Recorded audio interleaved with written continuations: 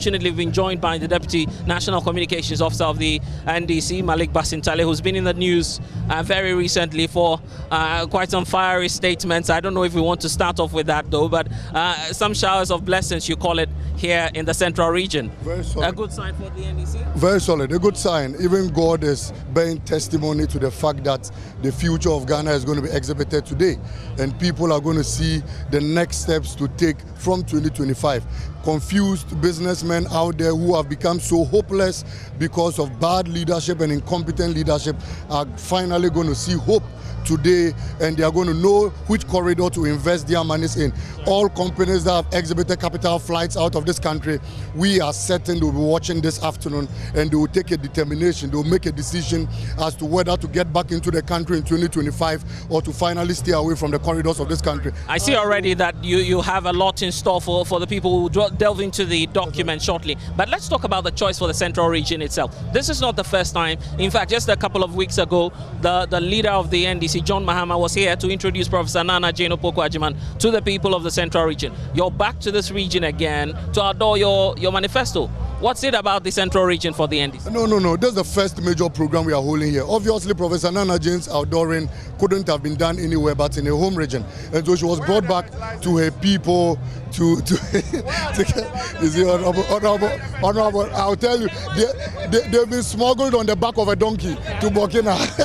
Anyway, we came to the central region, to outdoor her to her people, to tell them that indeed they gave birth to a solid woman for the party, and we are proud of the kind of woman and the kind of leadership they want to give this country.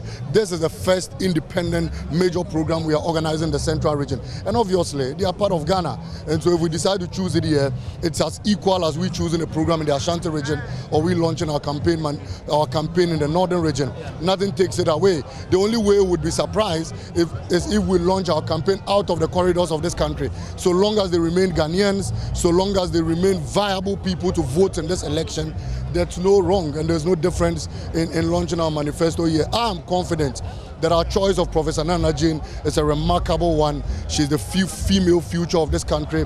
She's one to break the glass ceiling. She's going to open the doors for fellow other women, young women, yet they unborn, your daughters, your sisters, and not just open the door, but hold it for all other young women to pass through. President Mahama has a vision for this country. He says he cannot know everything. In fact, President Mahama, women know the price of pad, sanitary pad, better than President Mahama does.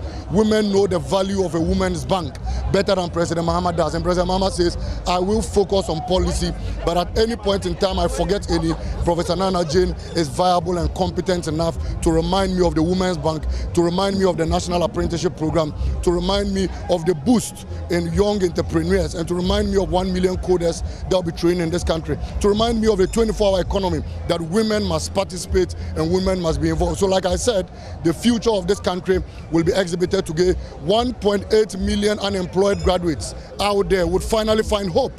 The other people launched something they call the Manifesto. 44 pages of it was copy and paste. You know, copy and paste, Control C, Control V from the NDC's 2020 Manifesto. I don't know why 216 other pages. 216 plain sheets were better than 216 pages of the NPP's manifesto. Nothing in stock. There were no solutions for this country. President Mahama has identified the problems. He says there is hardship. He says there is unemployment. He says there's high cost of living. He says our dollar is weak. He says petrol prices are high. And so he sat down, he's interacted with the TUC, he's interacted with the GPRTU, he's interacted with the persons of the victims of the collapsed banks, and together they have come out with pragmatic solutions towards rectifying the problem of this country. In 2025, my brother, picture a Ghana being resetted. Picture of Ghana doing well in inflation. Picture a Ghana doing well in growth rates. Today, you will be marveled. You have been marveled with President Mahama's credentials already. You are marveled at Kempiski. Today, you will be marveled that President Mahama is indeed a nation builder and is the man who can take this country to the promised land. So we are urging all the youth. They will come with money. beware. The kicks of a dying horse are really hard, and last minutes are dangerous. They'll bring money, they'll infiltrate the system with money, but remember Asin North, that the people of Asin North chose the future of this country other than money. They chose progress other than 200 cedi new notes. If you don't have a bank account or a Momo account, open one. MPP will dole out a lot of money. But on December 7th, vote for John Mahama, vote for Professor Nana Jane, and let's transform the corridors of this country. Thank you very much. Malik, we'll see you soon.